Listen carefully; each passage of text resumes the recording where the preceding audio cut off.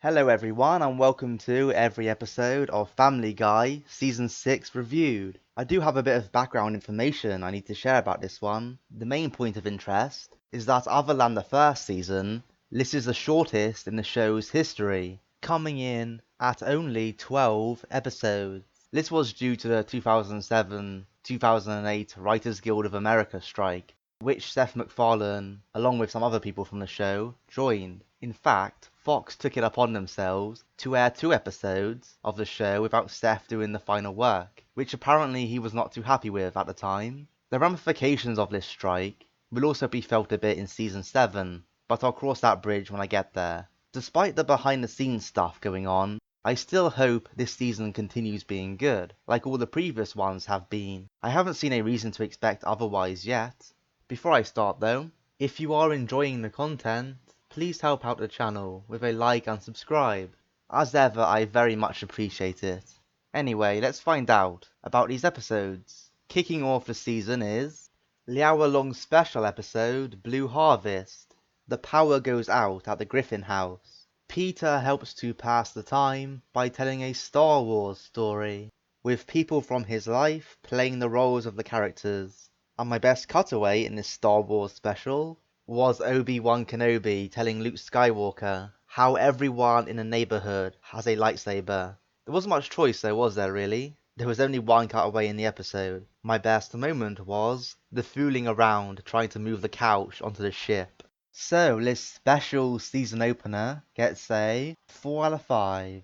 This is no doubt one of the most famous Family Guy episodes of all time, and is the first of 3 Star Wars themed episodes the show actually goes on to do. I did very much enjoy this one. The parody of Star Wars is on point, both with the references and the characters they picked to fill the roles. Herbert as Obi-Wan, and Stewie as Darth Vader in particular, I thought were inspired picks. They even poked some fun at the silly things in the film, like the hole in the Death Star, which if hit destroys the entire base. There are fortunately a few iconic moments here too, which is kind of needed when you are at a nearly 50-minute runtime. Herbert singing Time of My Life to Chris was fantastic. His voice is obviously not suited to singing, but it still worked, just because of how funny the whole setup was. And the scene of Peter, or Han Solo, trying to get the old couch into the ship was fantastic on 2 levels. Of course the obvious one which they play up to, him being focused on something so trivial, while they are being shot at. Then again, they were being shot at by stormtroopers, so that checks out. But I also like that scene because it's so relatable. Anyone who has had to try and move big furniture can attest to the struggle portrayed here, even down to the detail of all the frustrated comments being made. There were other factors which made this good, like all of the animations for the space section, like the explosions, the space stations, all that stuff was very well done. I did think about giving this the max 5 rating, but I found there to be a few slower moments when not a lot was happening, especially in the first half. Now you are going to get slower periods like that, I accept, but I do feel they dragged out some of the setup a bit too long. They could have got to the space battles quicker than they actually did. Still, this is very good, at the top end of a 4 for me. Season 6, Episode 2, Movin' Out, Brian's song. Peter convinces Gillian to either make Brian get serious with her, or leave him. Brian agrees to get an apartment with Gillian, but he can't pay the rent without Stewie's help. My best cutaway here was Stewie meeting Herbert after taking over the paper round, and my best moment was the Simpsons scene. I gave this one a 5 out of 5. All the foundations of this story were solid, and everything that happened felt reasonable and believable. In Act 1, I kind of liked Peter and Gillian just getting to know each other. They bonded over their childlike stupidity, and it was strangely endearing. Peter actually gives her some good advice by encouraging her to give Brian an ultimatum. Either take the relationship seriously, or it's over. Of course, Brian didn't like that very much, as he had to go and live with her and Stewie for a short while. In the end though, Brian was exposed for not being serious about Gillian and stringing her along. He deserved it, to be honest. He only kinda meant to use her. This is why I like the ending where, despite his effort, Gillian refused to take him back. She may not be the smartest cookie, but she is smart enough to stand up for herself about being hurt. That is more than could be said for a lot of people. The subplot of Chris and Meg working for Carl at the gas station was not great, mainly because I'm not much of a fan of Carl. He's a bit of a weirdo, and not in a funny way either. At least it ended on a good note, where Chris does a nice thing for Meg. There were numerous good moments here, especially early on, which just about get this to a 5. Like Peter's reaction to Gillian taking him to Disney on Ice. The Herbert cutaway. I love not only how Stewie susses him out right away, but how Herbert seems to like that. We've got a fighter indeed. Now the Simpsons scene in this episode was apparently quite controversial, with Quagmire trying to rape Marge, then apparently killing the whole family after being caught. The scene was even cut from some later airings, and apparently some of the Simpsons crew weren't too happy about it. I mean, maybe I'm the weirdo, but I like the scene. It's so over the top, there's no point taking it too seriously. This is not what actually happened after all, not only because it's just a cartoon, but it's not considered canon in any kind of way. I think what sells it for me is the purposely bad voices the Simpsons have, and the pause at the end, after you hear Maggie's pacifier. To be honest though, if this did happen for real, there's no doubt in my mind, Maggie would have taken out Quagmire before he took her out. You don't want to mess with Maggie. Season 6, Episode 3. Believe it or not, Joe's walking on air. Joe gets a surgery to give himself a working pair of legs. However, his new life changes him, and he starts neglecting his friends and Bonnie. My best cutaway here was bullfrogs on vacation in Ethiopia, and my best moment overall was Joe beating up Peter, Quagmire and Cleveland. This one gets a 3 out of 5.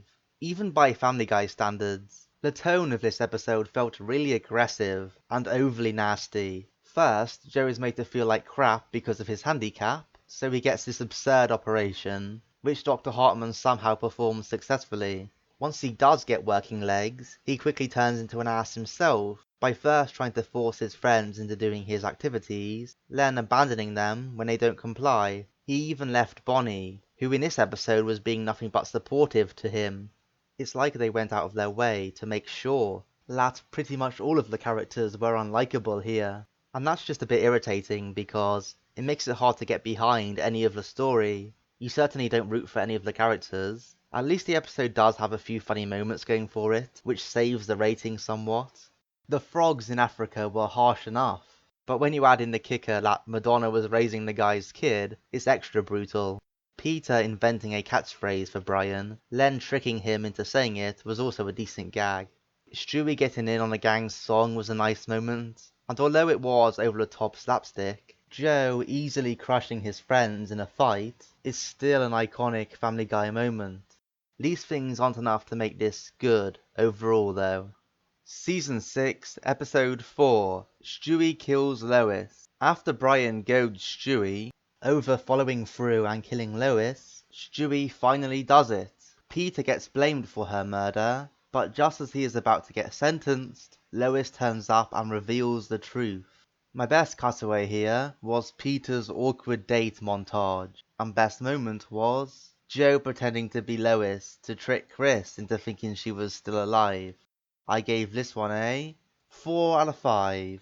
Even though this episode was essentially a build-up and set-up to part 2, it still worked as a what-if to the question of what exactly would happen if Stewie ever did kill Lois. It was good to come back to that part of Stewie's character, as it had been dormant for a while, and Brian teasing him over never actually following through was the perfect way to do it. I also liked the suddenness of how Stewie killed her. It was a bit of a surprise how quick it happened, and it made Stewie look a bit more efficient and ruthless as a result. The ramifications of Lois's death were interesting to watch play out, from Chris being too dumb to realize, and the family not telling him. Joe being Lois in a wheelchair was funny enough, but his line, "You're getting slacks," was even better. Then you have Peter, after a whole year, trying dates again. I especially liked his date with the stick figure, although for him it was very unpleasant. The ending, just as Peter was about to get sentenced for Lois's murder, we find out Lois is still very much alive, and she straight away points the finger at Stewie. This did a good job at setting up the next episode, so let's waste no time in finding out how it pays off this intrigue. Season 6, Episode 5, Lois kills Stewie. With Lois back in Quahog, Stewie escapes with a kidnapped Brian to Washington DC. He soon completes his plan for world domination, but Lois is determined to put a stop to it. My best cutaway here was Aladdin 4, Jafar may need glasses, and my best moment was the ending battle between Stewie and Lois. This one gets top marks, 5 out of 5. I like how the episode started with Ollie Williams recapping the previous one. It's just always good to see that guy. And from there, Stewie gets right back on the horse, and soon takes control again as he holds the family, then specifically Brian, at gunpoint to achieve his ambitions. It's always good to see Stewie put his evil plan in action, and by definition of this being a non-canon simulation episode, he was really able to spread his wings in that regard. I liked the brief cameo from Stan and Avery from American Dad, as well as the big epic showdown between Stewie and Lois in the Oval Office. That was great. For some reason I love Peter's line, "It's just been revoked," after he kills Stewie. Despite the show saying that the ending seems like a middle finger to the people who watched the whole two-parter, I didn't feel that way at all. I did very much enjoy the ride, and yes, it was more satisfying than the Sopranos ending for sure. The jokes here were also on the funnier side. Stewie threatening Brian to keep mocking Joe worked well because of Joe's reaction to it all, how his hopes get built up and then flattened every time. The Jafar cutaway was also great. Some straight-to-video movies really be like that though. As a package, these 2 episodes were a delight, showing how good Family Guy can be when it has a clear purpose. Season 6, Episode 6, Padre de Familia, which, incidentally, is what this show is called in Latin America. Peter starts an anti-immigration group after attending a Veterans Day parade, but his tune quickly changes when he finds out that he was born in Mexico. My best cutaway, and indeed my best moment overall, was Peter remembering 9/11. This one gets a 4 out of 5. The first third of this had Peter getting all patriotic and worked up over illegal immigrants. It's hardly surprising. Peter always seems to be getting hooked into this type of thing, and they never really went with any deep satire on the issue anyway. It was soon dropped in favour of Peter finding out he himself was born in Mexico, and in the end had to go and work for Carter to earn his citizenship. That part was okay. The big party he throws with the Mexicans was funny, and he did seem to genuinely enjoy their company, so that's the more healthy character dynamic than we usually get from Peter. That being said, a few of the scenes in Carter's house did drag on, so there are flaws with this story. This was on the funnier side though, and probably has the best set of cutaways in a while. I like how Peter made Rapid Dave to replace Speedy Gonzalez, not only for the funny, quickly, quickly, run fast, quickly, but also just for the absurdity of Peter making a whole cartoon by himself. Peter as a pushy hotel maid offering housekeeping was also a classic. I like how the couple briefly considered letting him join in. I even kind of liked Peter falling on and crashing the kids in his failed attempt at being Mary Poppins, just because of how realistic it was portrayed. My favourite of all though was Peter remembering 9/11. Must have been a woman pilot, huh? It's such an offensive line on so many levels, but I found it very funny. Overall, this had a solid plot, combined with a good selection of cutaways, so it's well worth its 4 rating. Season 6, Episode 7, Peter's Daughter.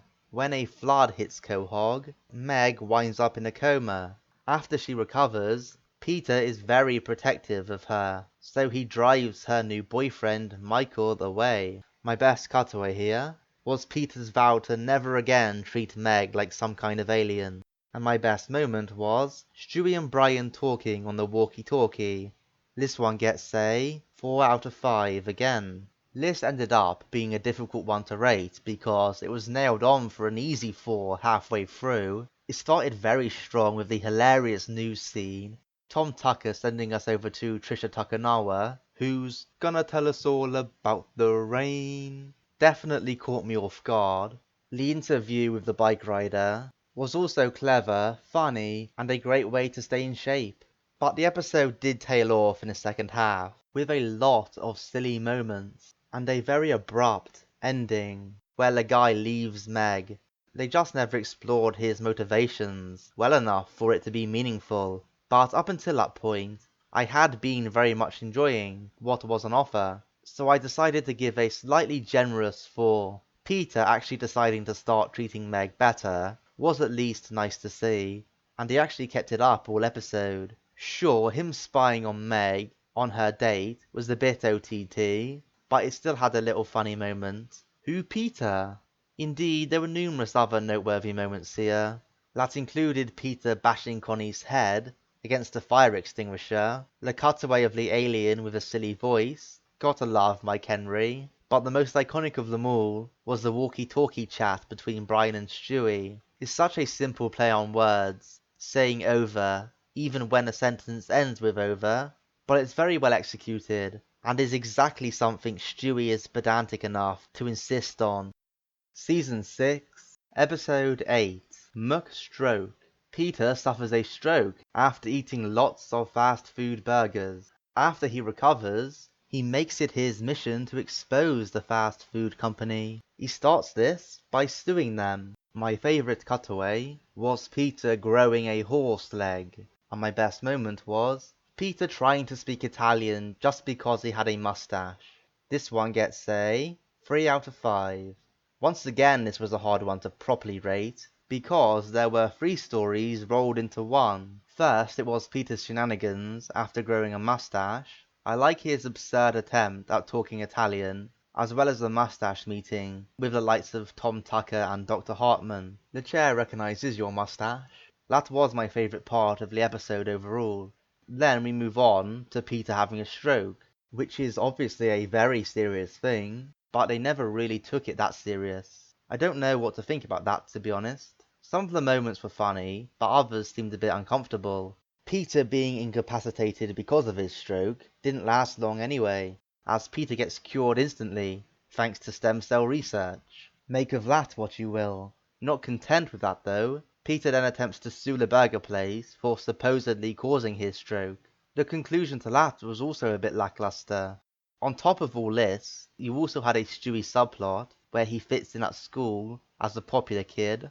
That was okay, but as you can tell, there was just a lot going on here in the episode. A bit too much for the episode's own good, in my opinion. Too many threads got dropped before they were fully explored.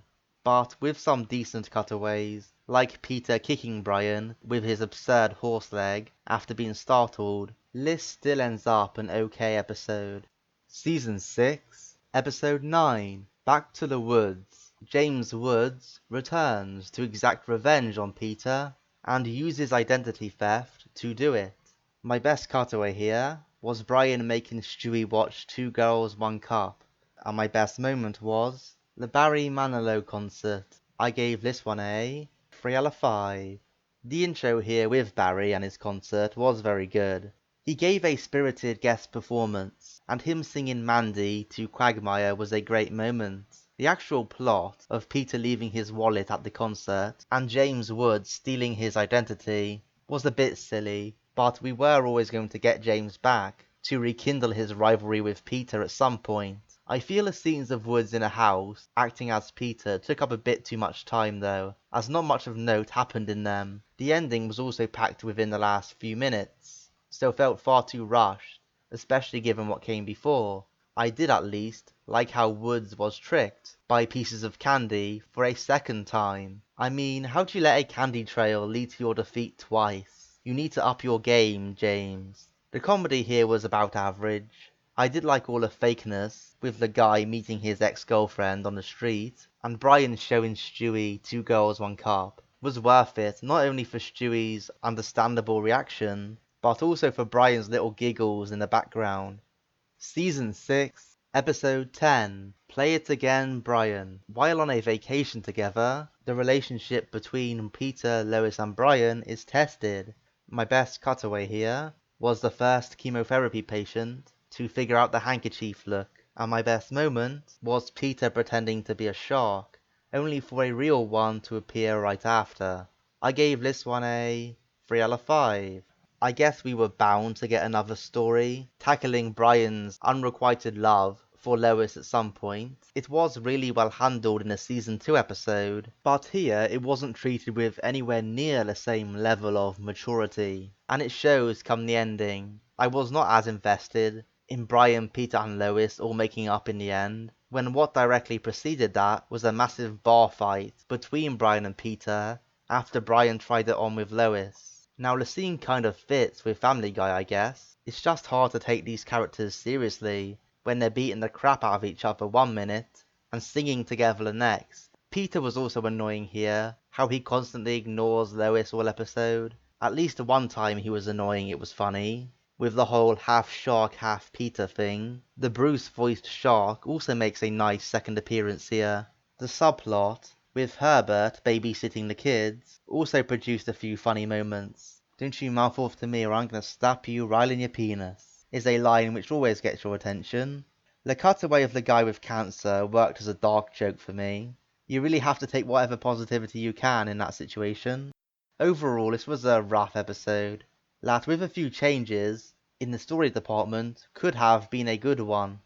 Season 6, Episode 11, The Former Life of Brian. Brian decides to meet up with a former flame named Tracy, who reveals that she has a son named Dylan, and that Brian is the father.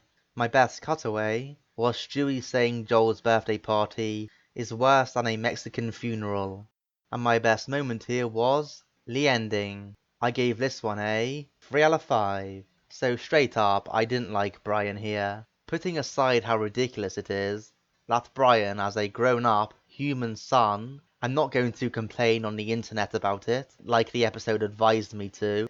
What I am going to complain about is that everything he did was so annoying. Whether it was pretending to be a magician, just to get in the girl's pants at the start, or becoming incredibly pretentious once he found out he had a son. It was not only annoying to the characters in the show, his friends, it was also annoying to me, the audience, which is never a good sign. The only thing I can say for his story is that, at least in the ending, he showed a bit of maturity, being willing to let his son Dylan go back to his mum and try and turn her life around the way Brian turned his life around.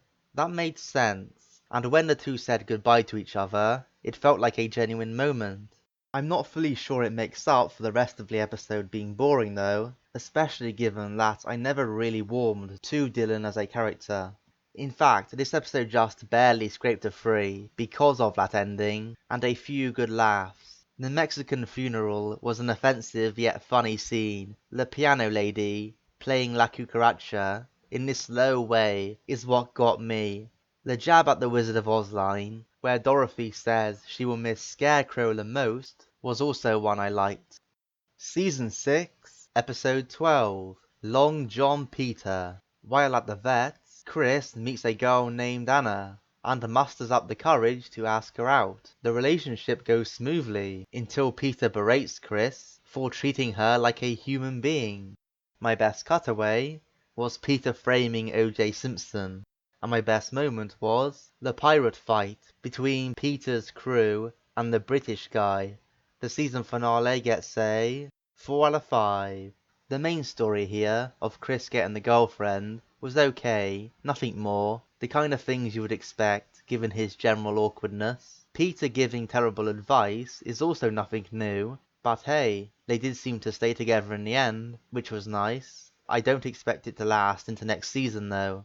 The first half of the episode was a bit more fun, with Peter taking a liking to a parrot that copied everything he said. It's such a Peter thing to be super impressed by that. Him turning himself into a pirate was also worthwhile, if only for that great fight/action sequence where they try to take the loot off the guy's car. Fair play to that fellow as well. He gave a real valiant fight in a 4-on-1 situation. There were a number of jokes I liked here, which got this to a 4. Like the over-the-top, energetic, colourful kids' toy commercial. They really nailed what they're like. And of course, Peter framing poor old OJ. Brian getting smacked in the face with a chair by Chris worked because of his reaction to it at the vet. Fuck you. So much well-deserved pent-up anger in that swear. So yeah, List ended the season in a reasonably entertaining way. Welcome to the Season 6 summary, and here's how it breaks down. The overall average score was 3.75, and my top 5 episodes of the season were Blue Harvest at 5, Padre de Familia at 4, Stewie kills Lois at 3, Lois kills Stewie at 2, and Moving Out, Brian's song, just about edged it out as the best. So, things you can gather right away from the stats is that this season has the distinction of being the highest rated so far, only marginally beating out Season 4 to be fair. This is also, I believe, the only season of any show I've reviewed to not have a single 1 or 2 rated episode in it. Season 6 of The Simpsons achieved it, if you don't count the clip show, which of course I did. Now granted, all this praise has to be viewed in the context of this only being a short 12-episode season, but it's still an impressive achievement nonetheless. The first half of the season in particular was very good, with a couple of format benders. The 40-minute Star Wars parody and the Stewie Kills Lois two-parter were both fantastic. In terms of the characters, it was more of the same for everyone, with the big exception of Brian. Not only did he break up with Gillian, he also found out he had a son, and due to those two events, he went through a lot of changes in his character. He even had the whole flare-up with Lois again. It was interesting to behold it all, but I'm not going to give too much credit, because this was also the first time I started to find Brian's know-it-all attitude insufferable, and I know the show leans into this more smug aspect of his personality much more in future seasons, so expect to hear me moan about it much more in the future. I'm not going to moan anymore here though, because I enjoyed this season, and Family Guy is not showing any decline to me yet. That's me done for Season 6 guys. As ever, if you are enjoying the videos, please consider showing your support to the channel. I'm always very grateful. For now though, as always, take care.